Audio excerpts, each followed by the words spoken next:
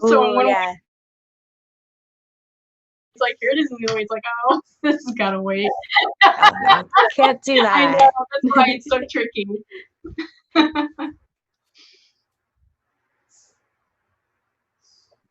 That's why it's so very tricky. Is it smoky where you guys are? No. Is there another fire? No, just the one, that Bobcat one, and the San Bernardino one that I thought of. I'm really far west, so that's why I was like, I've not been seeing it anymore. So, but I also know that I'm probably further away than most people in Burbank at the moment. So, no, it's been better. Kimson, do you have it all downloaded? I'm good to go. All right. So Sally, if you can. All right. Hello, everyone. Welcome to the Cartoon Network Studios Career Spotlight Series. Wow. All right, I'm starting that over. Hello, everyone. Welcome to Cartoon Network Studios Career Spotlight Series, where we dive deeper into the various jobs that make up a TV animation studio. This is the Animation Direction for TV Animation panel. This panel, we are going frame by frame to break down animation direction and sheet timing for TV animation at Cartoon Network. My name is Jessie Juano, and I'm part of the talent development team here at Cartoon Network, and I'll be moderating this panel along with my team. So if you have any questions for our panelists, please click on the Q&A button below and write them in. We'll try to get to those questions in the later half of this webinar. So without further ado, Kimson and Sarah, thank you so much for being here today. Could you please introduce yourselves and tell us a little bit about your background? Crazy. Kimson, would you care to go first? Sarah would be my guest. Oh, okay, so sweet. Hi, everybody. I'm Sarah Jen Corelli. I'm an animation director, sheet timer, timing director, all the above for Cartoon Network Studios. I've been in the animation industry for 15 years now. I got my start in Flash, so I transitioned into the style of a Korean pipeline for TV animation, and I never looked back. But it's a really exciting job, and I enjoy it every day. Very lucky. Thank you, Sarah. I'm Kimson Albert. Hi, everybody. I'm a supervising animation director currently at Cartoon Network. I'm on Adventure Time Distant Lands and worked on OKKO, a few other properties here at Cartoon Network, a few other shows. I started 27 years ago on Beavis and Butthead as a layout artist, studied animation back in New York. So I also went through the Flash transition, going from paper to digital, and then ended up, my first animation direction gig was on The Venture Brothers for Adult Swim years ago. And so, yeah, here we are. Yay. About to reveal the secrets frame by frame. Didn't we also kind of almost work together on Venture Brothers? Sorry, what's that? Didn't we almost work together on Venture Brothers? I think I was an intern when. Yes. You were an animation director. We crossed paths. Yes, we did cross paths. It all comes full circle. We knew it. Full circle.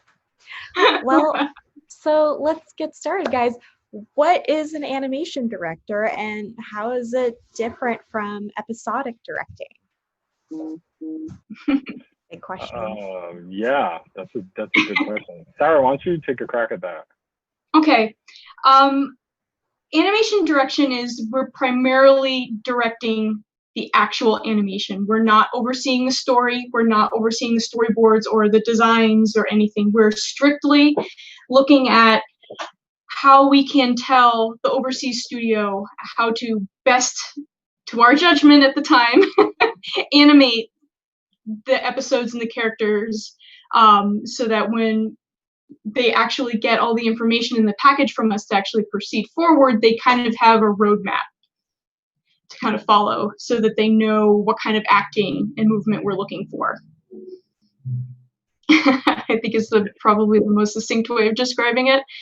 So we primarily deal with the actual acting animation and then the fixes that come back once we have like a rough drawing and a rough animation, a cut of the animation episode once it's back in like, in whatever I think is like the 4-month time frame usually.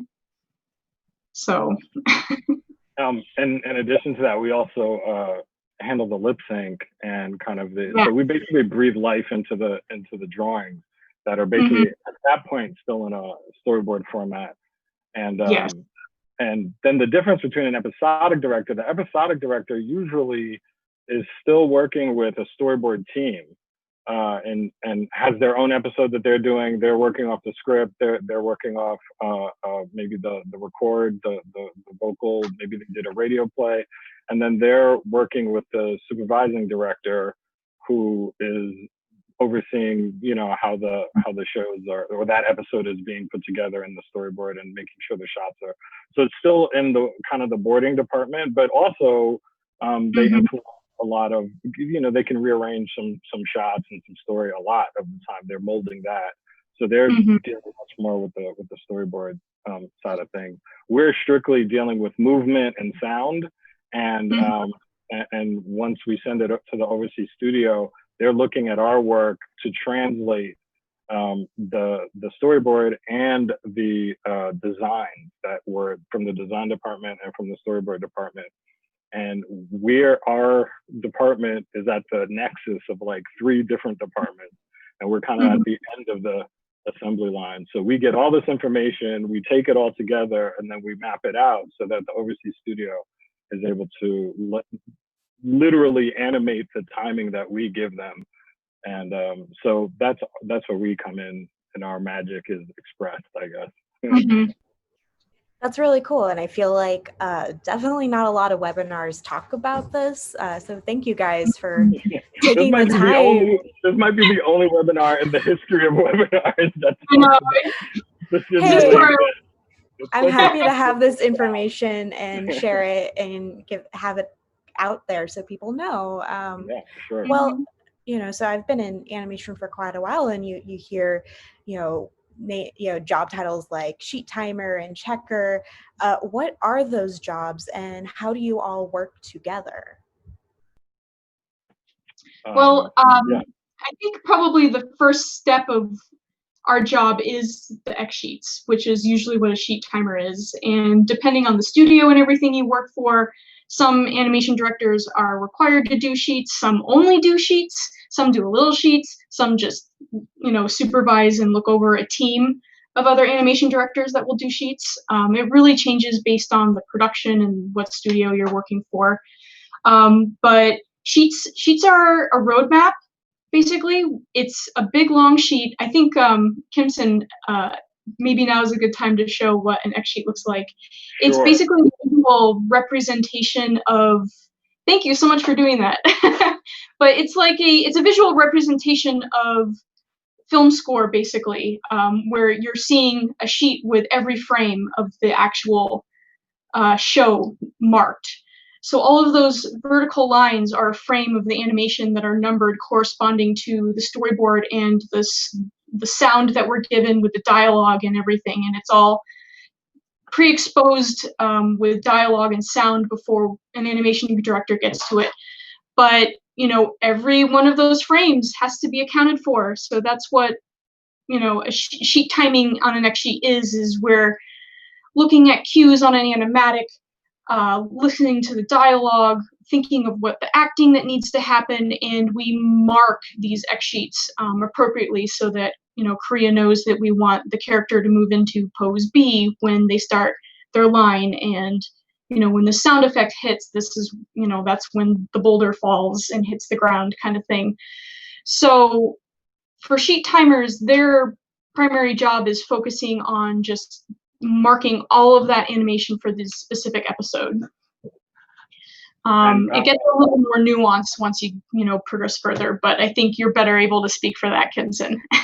Well, I was just going to go over this, like Sarah was saying, we're just jumping right into it. This is the format that we use to lay out our what we do. So essentially, it literally is writing and numbers, and this is kind of a science. It's not as how would you say, like fantastical or, you know, artistic, although it's very artistic, but in a different way, as like looking at pictures. And everybody can see the screen share, yeah? I just want to make sure. Yes. Okay, Yes. great. So here we have the Cartoon Network's exposure sheet. And so this is it's basically broken down into columns. These are our action columns. This is our dialogue column. This is it's EXP for exposure, but this is basically where we put the mouth positions. And then these are actually just columns that the overseas studio will use. And sometimes they use them, but now because it's digital, most of the time they don't really use like literally this sheet of paper that we would send them back in the day. Now it's all kind of digital. So, and then here in this column, we will have our camera moves, or, you know, anything from a dissolve or anything that technically back in the day would be done in camera. So we have these various columns, and like Sarah was saying, each of these lines here is a frame. And so one sheet is basically 80 frames. And so 80 frames corresponds to about 3 and change seconds of footage. And also this is 5 feet of literally 5 feet of footage. If we were using an old school kind of like measurement, when you measured 35 millimeter film, this 80 frames in 35 millimeter film was 5 feet. So we know the footage, literally how long each scene is, how many frames they are, and this plays into a lot when we're doing post-production as well. But so this is a blank exposure sheet, and this is what, you know, basically is the background for what we do our magic on. And so yeah, and then I'm going to stop this for a quick second. So Jesse, what was there was a second part to the question, was it? Checkers. Checkers, we work with checkers. Oh, yeah. Checkers, how we work with checkers. So as you can imagine, we do this for every scene. Some shows have, you know, 200 and some scenes.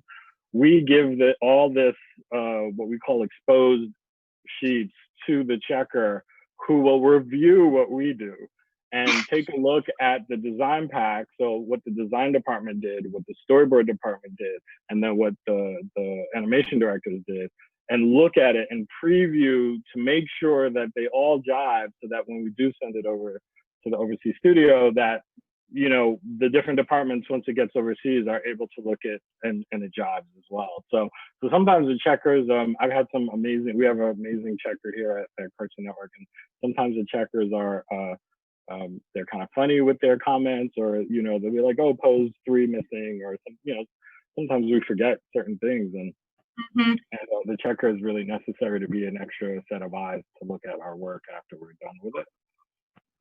Yeah, so that's what a checker does. But most of the time, a checker is familiar with exposure sheets and probably has done timing and has done animation direction before, so it's very kind of familiar. It's awesome. A really useful job to have in the process, because we're so in our heads doing this stuff all the time. Like, it's so easy to miss things. It's kind of embarrassing how easy it is to miss stuff sometimes. So. Well, that's why they're there, to help to check. So can you guys tell me a little bit about like what your day-to-day is like, and can you show some examples? Haha. As I say, I think Kimson's equipped for this one. So usually when we get our materials, the main materials that we focus or that we work with, again, we're at the end of kind of an assembly line of 3 different departments. So we're getting the storyboard, we're getting the exposure sheets without exposure on them, but with lip sync. And the lip sync comes from the animatic. So we're basically using those materials. And so I'm going to share my screen again, and I will show you an example of what we get and how we kind of use them. And if I get too much in the weeds, because it's pretty technical stuff, just kind of like, you know, Sarah, jump in at any moment to sure.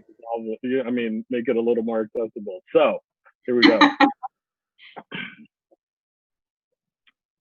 Okay, Here we so go, guys. It's gonna look like math homework. okay, so we're going back. Right, exactly. So we're going back to the materials. This is the blank exposure sheet. Now, what I'm going to do is I am going to share some materials from our favorite show, OKKO. Yay! Yay! Yay! So this is a storyboard we're going to focus on scene 3 of the episode We Got Hacked, which is a great episode. Has a lot of glitchy effects and stuff. Also streaming now on HBO Max. Plug. Nice. Then, Good plug. Good plug. Good job. Scene 3. Okay. Basically, what we have here is a storyboard. We have the animatic, and then here we're going to have the exposure sheet for scene 3. Now, this exposure sheet has already been exposed, meaning the action has been done on it. What we normally get when we first get the exposure sheet is, I hope you guys can see this, is literally just this column. So what this is, this column right here are the phonetics of the voice from the animatic broken down into frames. So I know that at this frame, this is a woof sound. So this is saying, watch out all, here comes the, right? And then it keeps going down here. So I'm gonna actually ask Jackie to share the animatic scene so we can see what we're working with. Is that okay, Jackie? Yeah, I think we'll be good. Did you want to show the boards first? I want to do that after the animatic. Actually. Sure. I think you need to stop sharing first so that. Oh, okay. All right, Jackie. Watch out, all! Here comes the Dirt Exterminator with the star of today's session, the Power Mop. Can you play it one more time, Jackie? Please, thank you. Watch out, all! Here comes the Dirt Exterminator with the star of today's session, the Power Mop. Thank you. All right, so hopefully you guys all got that. So basically, we have KO, here I have my animatic, we have KO going through a bunch of poses, talking. And so here we have our animatic, and then let's look at the storyboard. Here we have the poses for this scene with the text underneath. And we see that he's changing poses and positions and expressions.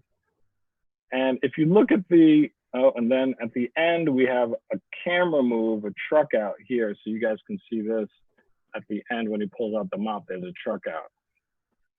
So everything that's on the board corresponds to the animatic here. You can see that the poses are the same. In the animatic, they're timed out to the track. So what happens is, as animation directors, we're gonna get a blank exposure sheet, again, with the dialogue broken down in the frames. And on the storyboard, what I have are the secret panel numbers over here. If you can see, this panel number is 1, this panel number is 2, 3, et cetera, et cetera. And what I'm doing is I'm looking at how those panels fall in the scene according to these numbers over here, in this northeast corner over here. So these numbers are the footage numbers. So if I'm stepping through the animatic, I go, oh, I noticed that at about 18 feet, he changes from that pose to that pose, right? So now I have to find that pose. Oh, look, it's between pose 4 and pose 5. So now I'm gonna go to 18. And here it is. Wait, 18, right? I don't know. Yep. Oh, you know what? They reused the same panel. Look at that. It's actually pose 3. Anyway, here we go. I find pose 3, which is this pose. It's this pose on the animatic. It's this pose on the exposure sheet.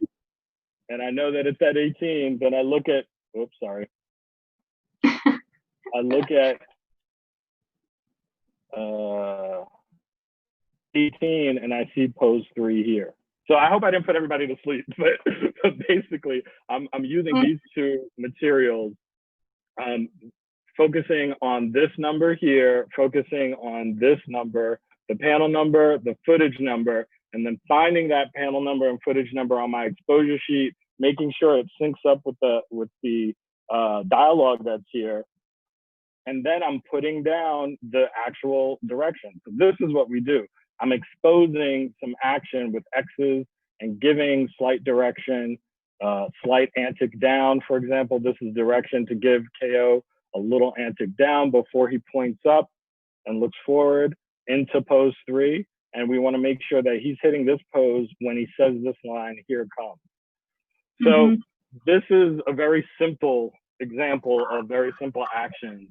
And this is like what we do with up to 200 scenes an episode if we have to.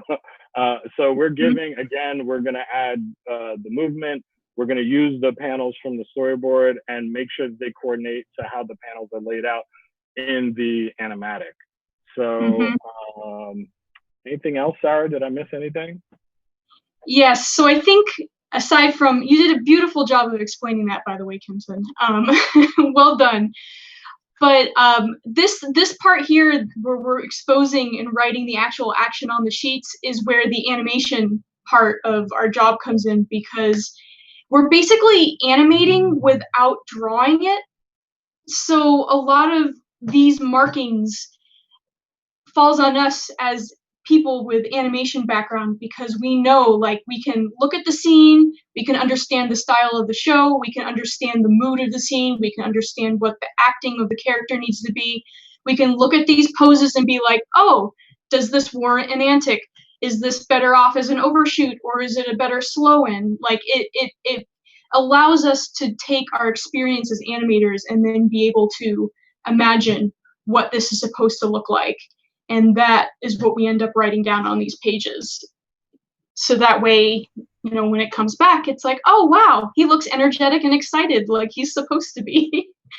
And everything is all right with the world. And I'm just gonna highlight this is an example over here. If you can follow my cursor, this is a camera truck out. So truck out means that we're zooming out or zooming away from the character, and that would be referring to this end panel in 9. And we see that this is pose A, which is where the camera started, which is basically the same camera position as here. And then we widen to pose B. So we're indicating this is how quickly the camera truck out is into pose, or into camera pose B. And so we see that he's pulling the mop into panel from behind him in panel 9. And here's panel 9 where he pulls the mop. And then on the animatic, same thing, he pulls the mop. And so there's that truck out there. So it all corresponds. And I think one of the great things in our job is how well we can fill in a lot of blanks. And sometimes the storyboard doesn't have extra poses. And sometimes we're the ones to kind of plus some poses. We add blinks. We definitely add the mouth coding. So that's another thing that we do. I can show you this really quick, but the mouth coding is basically assigning mouth positions to the exposure sheets, to those phonetics that I was explaining before. And I'm just going to share our mouth chart very quickly, and so that you guys can see what mouth coding looks like. And so this is a KO mouth chart. And so you can see that these mouth positions, so it goes from very closed to very open to going into an ooh kind of mouth. And then this is a teeth over lips for kind of a F sound. And then this is a tongue for under if you're going to do like a library, for example, and then this is a flip tongue, which is a TH sound. And so anyway, this is a mouth coding kind of system that we use. And we take the A, B, C, D, E, and all the way through L. And what we do is we assign them in this column. So this sound would correspond to a C mouth, which is this mouth. And then when you run all this together, then basically, even if we just had the mouth moving to this, it would be lip synced already. So every show has, each character has a mouth chart like this. And so as animation directors, we get familiar with them and we are able to do our lip sync. I like to do my lip sync right away. I like to do it, like I like to lip sync my section, you know, top to bottom right away, so that I'm familiar with the material, and you get to hear the acting in the voice. That's another thing, is like we're trying to plus the acting in the voice. If KO's yelling the way he is in that scene, we want to use expressive wider mouths. We're not going to use smaller kind of closed mouths. So it really helps to know the way the mouth chart works for each character. So that's basically that in a nutshell. And mind you, that was very fast, and you know. Oh, that was great. Thank you. Very, very fast, and we glossed over a few things. You know, it's still the secret science. We don't want to give it all away. No. Should we see the final, what it looks like in final animation? Jackie, so assuming we did everything right and it got checked and we sent it overseas to the studio, in this case, it was, I'm not sure if it was a Korean studio. Not sure if it was Sunmin or Emation. But Jackie, can you play the work print for this? Terminator, with the star of today's session, the Power Mop. Can we do that one more time, Jackie? That was Watch out, all! Here comes the Dirt Exterminator, with the star of today's session, the Power Mop. Can we? Oh, that was not. Can we try it one more time, Jackie? I think it's stuttering for some reason. Might be internet. Let's try it. Watch out, all! Here comes the Dirt Exterminator, with the star of today's session, the Power Mop. Oh man. Maybe the internet gods don't want us to win today.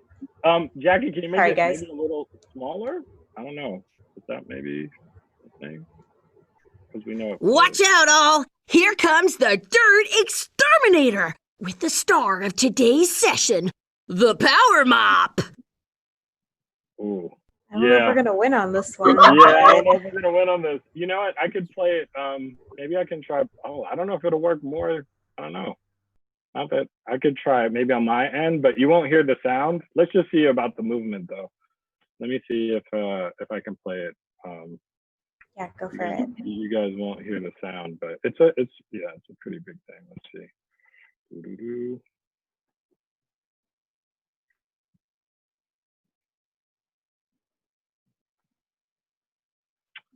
Okay, so no sound. Here is the work print. And over here, we have scene 3. So we know that this is scene 3. Let me know if this works, if it plays better.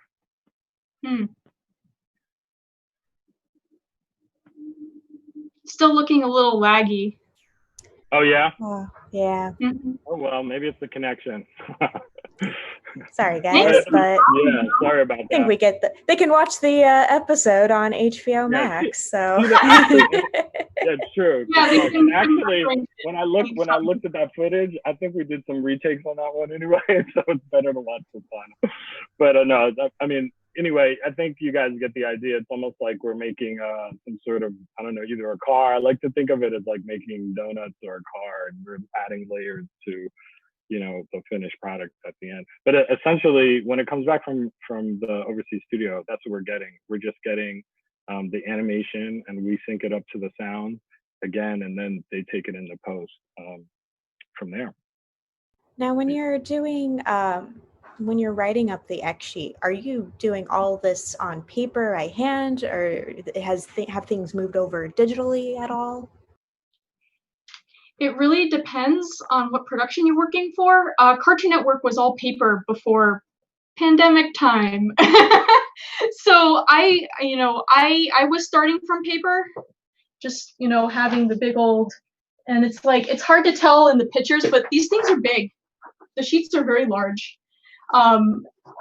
So it went from paper to digital, and I just write in Photoshop with them now. I know that there are other digital platforms that people will train for in order to like work the programs. I've heard of companies doing them in Two Boom Harmony and stuff, but I've not seen those with my own eyes yet, but I've heard tale of them.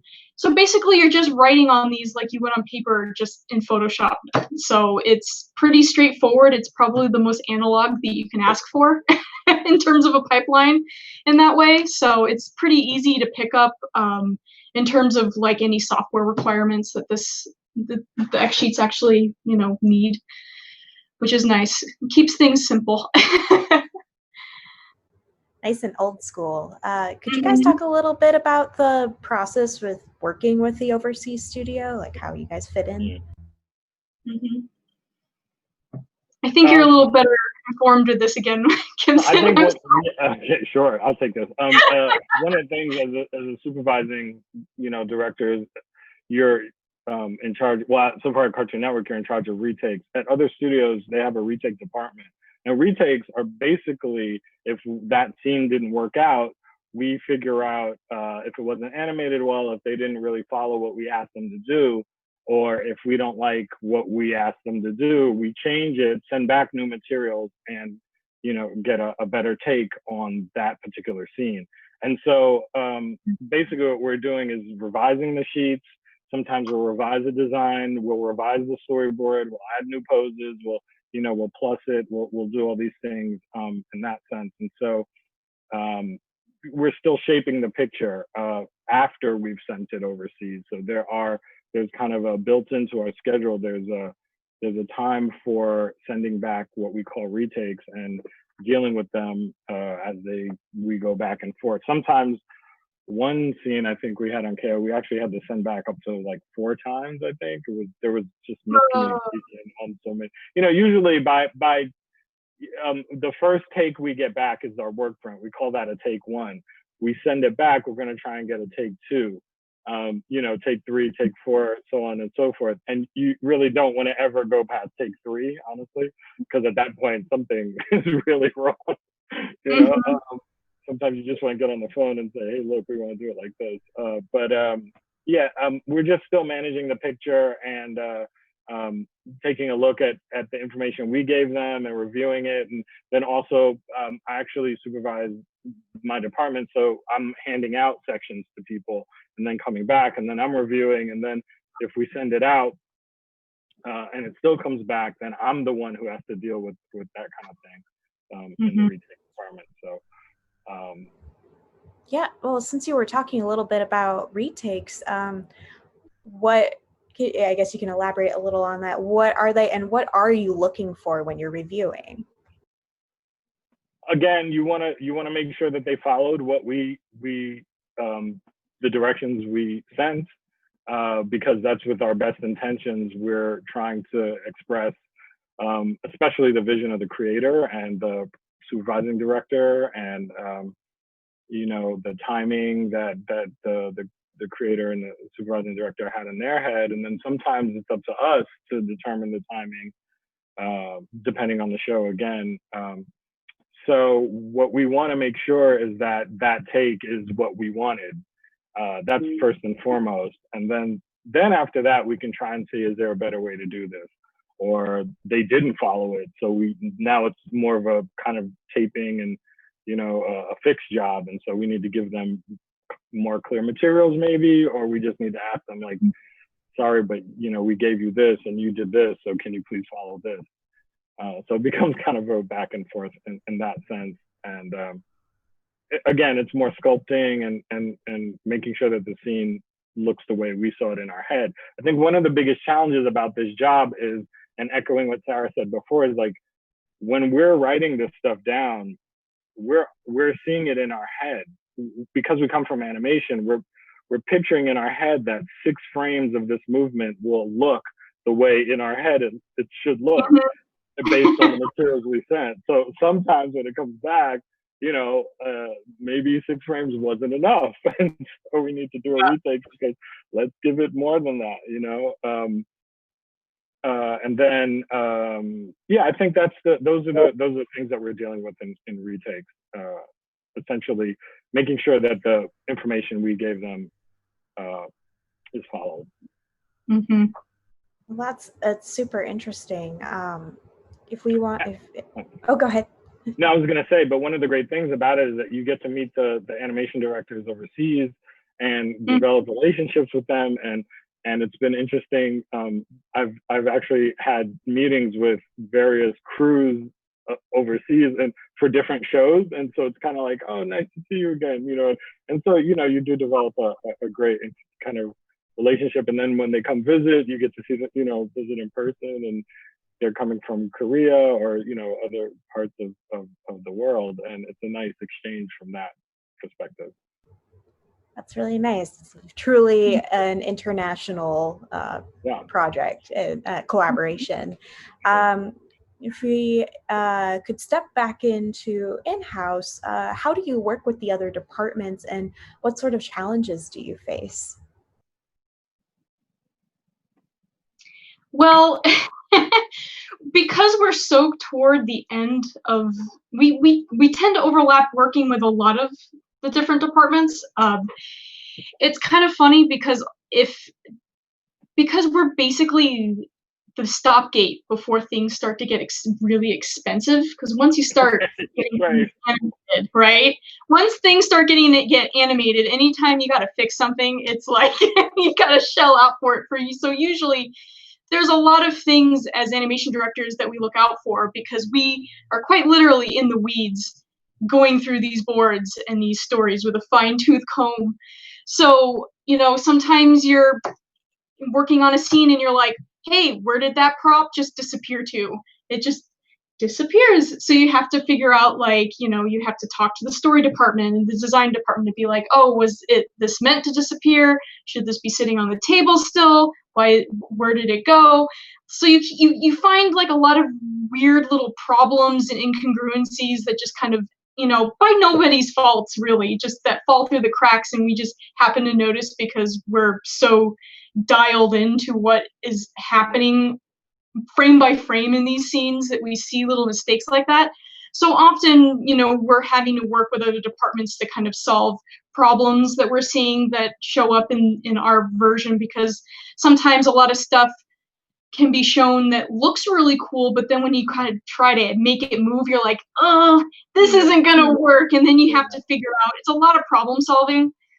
So there's a lot of overlap with other departments that way, because you're basically all just trying to fix anything that's going to become, ASAP before it can become a bigger mess later.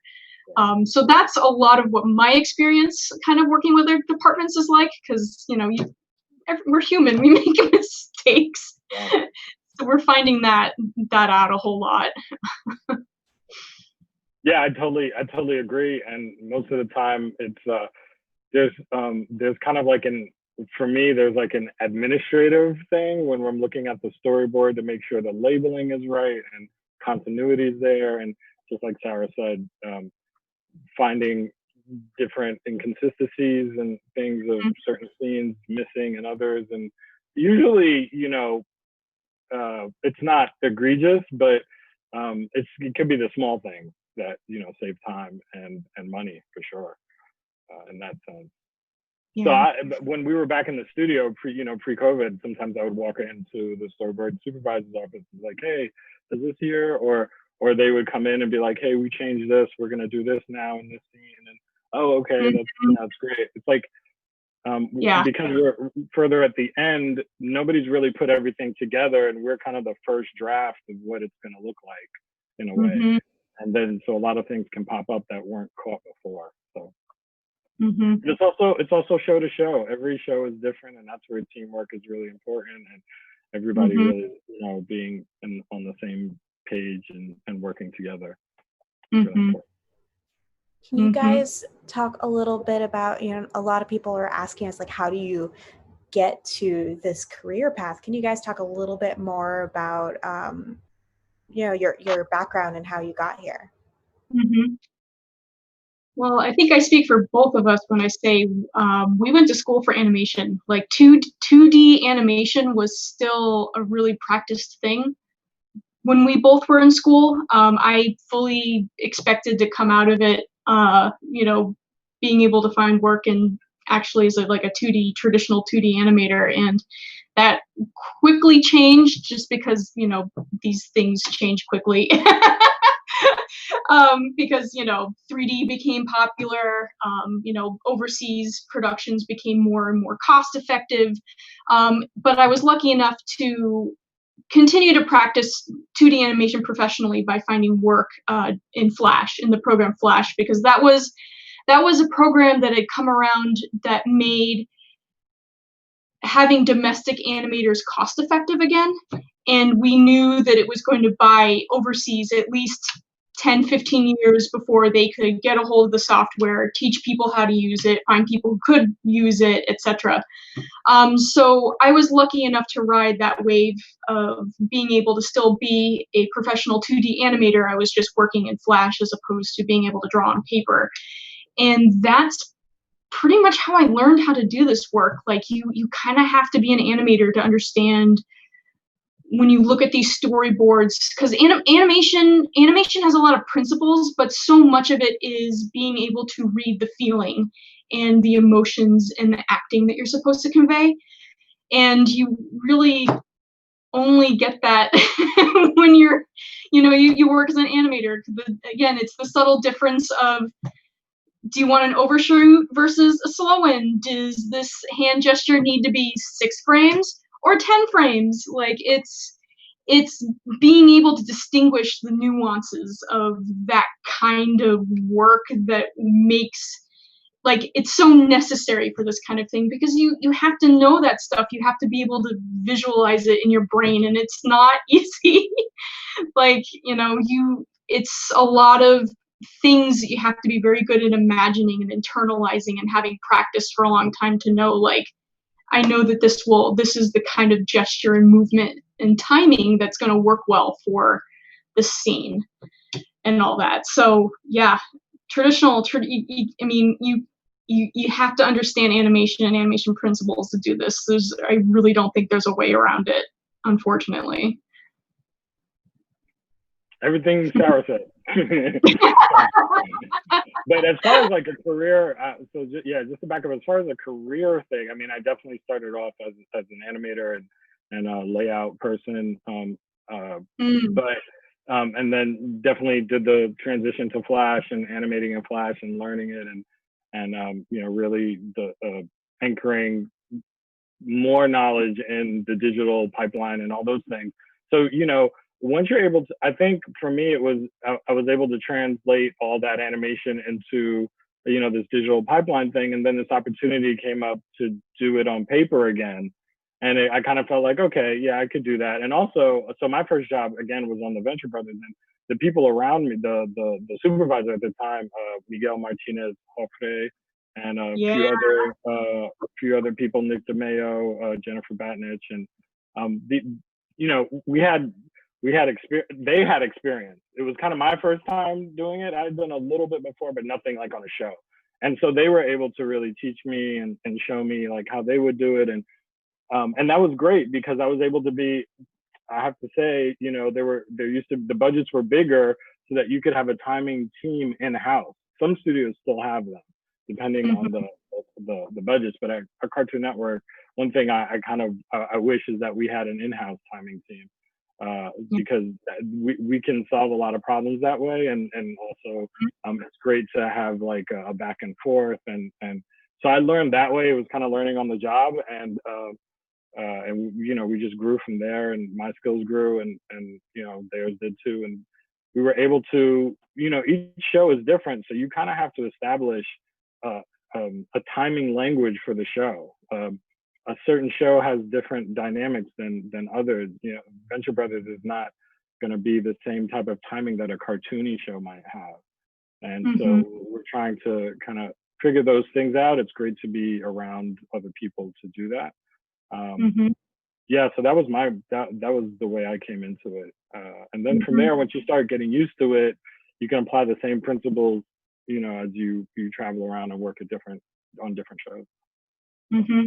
Yeah, that's another good point, is that you kind of have to be mentored by someone to understand and start learning X sheets, because I don't know why it's so under the radar, but it really is. So when I knew I wanted to start doing X sheets, like, I had to seek people out. And Kimson, you were one of the people who mentored me early on in it too. It's like, you have to get someone to show you the ropes, because I mean, I know that the guild will teach classes, and some other, like, there's other art schools that do like continuing education for professionals that will give classes on timing, but it still needs that special mentor in touch that really kind of gets you up to speed with what is going on professionally with this style of work.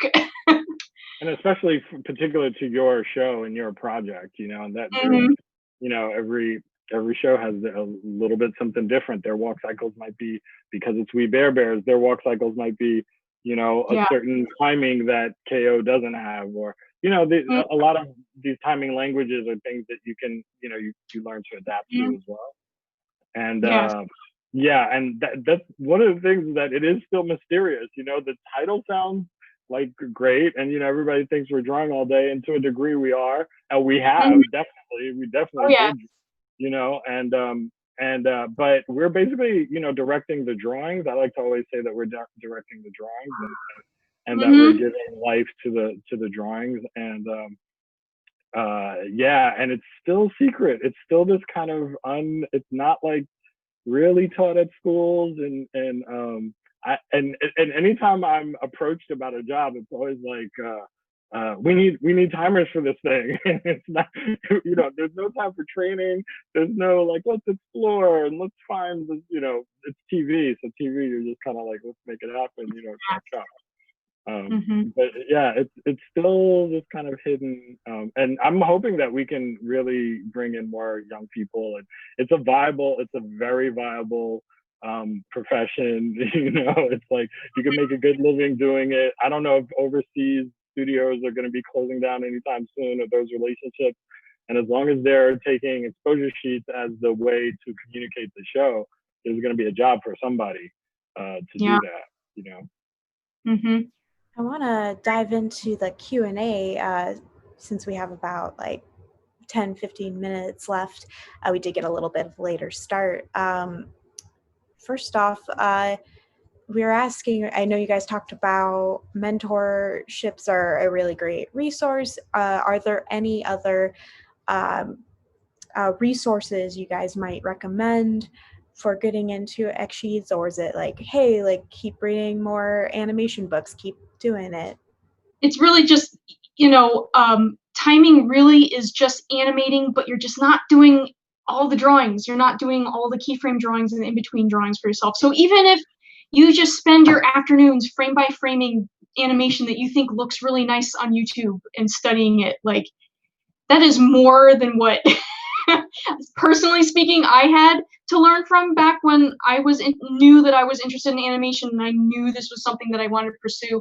Just familiarizing yourself with how things move. Why did that head turn look so good? Is it because it was arced? Is it because the hair secondary is done really well? Like, just understanding what good animation looks like and teaching yourself that is probably the biggest thing that you can do for yourself, because all X sheets is just learning how to look at a timeline in a different way. It's really understanding the timing and how animation works that is the core fundamentals of this work that you just cannot fudge in any capacity. Do you guys have any advice on avoiding overworking or burnout? I want to know this too. Yeah, like, that's the multi-million-dollar question of pandemic. If I could answer that, I probably wouldn't be on this call right now. I'd be swimming in my personal ocean. So, no, but yeah, I think you just, one thing is, our job is very solitary. in how we, we work a lot in our head. We work a lot. We literally start with a blank page and we have to finish it. We have to fill it up with all this information. And, when you do sheet timing, it really, your brain does morph. It has to transition from being able to look at how a drawing looks and how flipping, or scrolling through drawings to see how a movement plays and all this stuff, to like previewing in your head how that works. So there's literally like a mental thing and sometimes that can take on some time for sure, but also it can take on some sort of anxiety sometimes. Like, is it right? Is it not right? You're triple thinking your stuff. Yeah. And then also we're in a volume, like our department is it's very like, it's volume based. So it's like, how many scenes can I get done by this? And how many sheets can I get done by this point, dealing with deadlines. So again, you really have to learn who you are, as an artist, and are you able to deal with, deadlines in that way, like every other department, really. I don't know the secret question, just to really know yourself and pat yourself on the back when you can. We're probably the most how do I say, people don't know us, that we actually exist. Like the mechanics, like in a car, like F1, like you're not really thinking about the guy in the back who screws on the wheel. You're always thinking about who drove the car, and but so I feel like we're more of a mechanic kind of guy. So don't expect really to be like a parade in your name. Yeah, you don't take this job because it's glamorous. You don't get fame from it. There's no glamour. Like, it doesn't even have glamour in the sense that it's like, oh wow, look at this beautiful drawing I did. Like you can't even do that with it, because everything is, you're in your head the whole time, and it's the kind of it's like driving. You're sitting for hours and hours at a time with very intense focus happening. So it's not like you're collaborating a whole lot on a consistent basis. It's a lot of inward focus, and that can be very hard sometimes. Well, you got to be, you got to be nice to yourself, and sometimes take breaks, and definitely for your eyes, and get up, stretch, these kind of things. But I think that whoever asked that question, I mean, it's really the essential question that we all face in TV animation, is about burnout and work in general, especially these days. Very true. I think I got one more question before we go to our final question. Someone wants to know, is each production at Cartoon Network have their own team of timers and checkers, or is it like you guys are a department that every production has access to?